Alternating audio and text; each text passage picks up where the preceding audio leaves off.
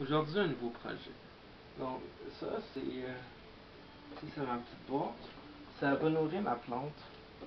Dès que elle va être sec, ici, c'est un Arduino. Puis ici, quand ça indique, les couleurs indiquent l'état de la terre de la plante. Ici, quand il est bleu, ça veut dire que ma plante, la terre est sec. Verte, ça veut dire que c'est humide. Ça, trempé et rouge. Donc, rouge, la pompe n'est pas active. Verte, la pompe n'est pas active parce qu'elle est humide. Puis quand la LED est bleue, la pompe est activée. Ici, vous avez un connecteur DC. Ici, une alimentation 5 volts DC. Ici, vous avez la pompe qui prend l'eau qui est dans le bac ici. Si vous avez l'entrée de l'eau, il prend de l'eau de là. Là, il va dans le tube, il fait le tour ici. Il va nourrir ma plante.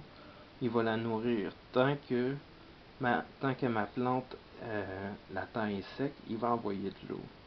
Ici, vous avez un Arduino. C'est un Arduino Pro Mini. Ici, vous avez ici un régulateur de voltage 78 LM05 qui transforme le 12 volts DC. Excusez, je vous avais dit 5 volts DC, c'est pas vrai. Parce que j'ai dû mettre un 12 volts DC parce que la pompe prend 12 volts DC. Elle prend 900 mA. Donc un transformateur à 1 A, c'est quand même juste parce que ça prend quand même plus de courant l'Arduino.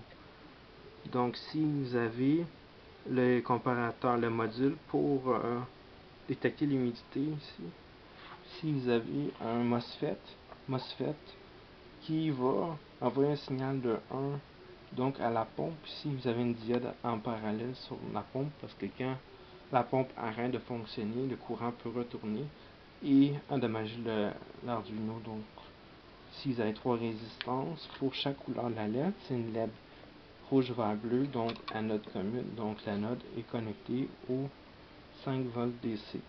Donc le sensor, c'est la marche avec l'analogue. Donc si j'enlève le sensor, la terre va être sec. Donc sec, on va voir c'est bleu.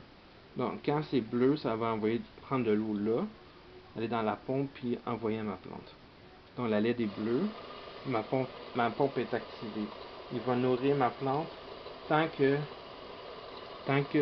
la terre est sec. Donc je l'ai planté dedans parce que là, c'est comme s'il aurait arrosé. Vraiment, s'il arrose, ça veut dire que la terre est sec. Puis tant qu'elle est sec, il va l'arroser. Puis quand elle va être humide, verte ou trempée rouge, il va arrêter de l'arroser. Donc c'est un signal d'arrête. Donc il va arrêter la pompe. Donc c'est avec un Arduino Pro Mini ici. Si vous avez un MOSFET, comme je l'ai dit, régulateur de voltage 5 volts DC, si vous avez un dissipateur de chaleur, parce que ça peut dissiper un petit peu de chaleur, donc le 12 volts transformé en 5 volts. Donc, la petite pompe ici, c'est une pompe spéciale. Donc je l'ai acheté chez Adafruit, c'est au coût de 30$. C'est quand même très dispendieux, les produits d'Adafruit ne sont pas donnés. Donc ici vous avez les deux fils qui rentrent dans le capteur d'humidité. Je vais le débrancher parce que ça va envoyer de l'eau pour rien. Dans le capteur d'humidité ici, c'est connecté directement au analogue 0 du l'Arduino. Ça lit la valeur analogue. Il y a des conditions. Je ne me souviens pas exactement du code. Donc, je sais juste que quand il est sec, envoyer un signal de 1 à la pompe à la base du MOSFET qui va driver la pompe. Pourquoi on utilise un MOSFET? Parce que ça génère du courant pour alimenter la pompe. Si on prend l'Arduino, on envoie un directement à la pompe. L'Arduino ne peut pas générer un courant de plus de 30 mA. Donc la pompe prend 900 mA. Donc la pompe ne sera jamais activée. Il faut envoyer un signal de 1 MOSFET et lui il va activer la pompe. Donc ici vous avez le bol d'eau. Il faut que je remplisse bientôt, j'ai vu tantôt. Vous avez le bol d'eau, c'est là que c'est là que mon boyau au fond, vous voyez, mon boyau au fond, il prend l'eau de là pour nourrir ma plante. Donc il faut quand même le refiler à chaque... Ben, quand même le remplir, peut-être jusqu'aux 3/4, à peu près. Donc il n'y a plus d'eau, il faut rajouter. Ça demande pas trop de soin, donc je laisse pas toujours brancher parce que ça prend quand même du courant pour rien.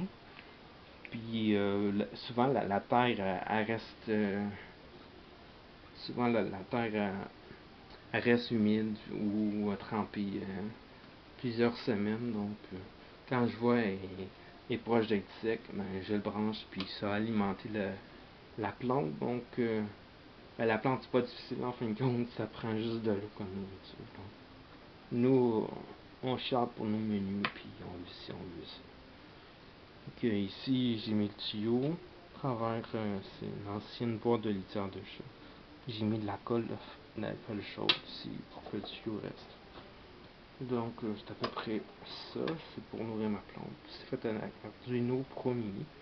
C'est des Pro Mini, c'est des Arduino, des clones chinois. Donc, ça prend beaucoup moins d'espace et c'est très compact. Donc c'était mon vidéo, ma plante. Ça fait longtemps que je voulais la faire. Donc ben merci d'avoir visualisé mon vidéo.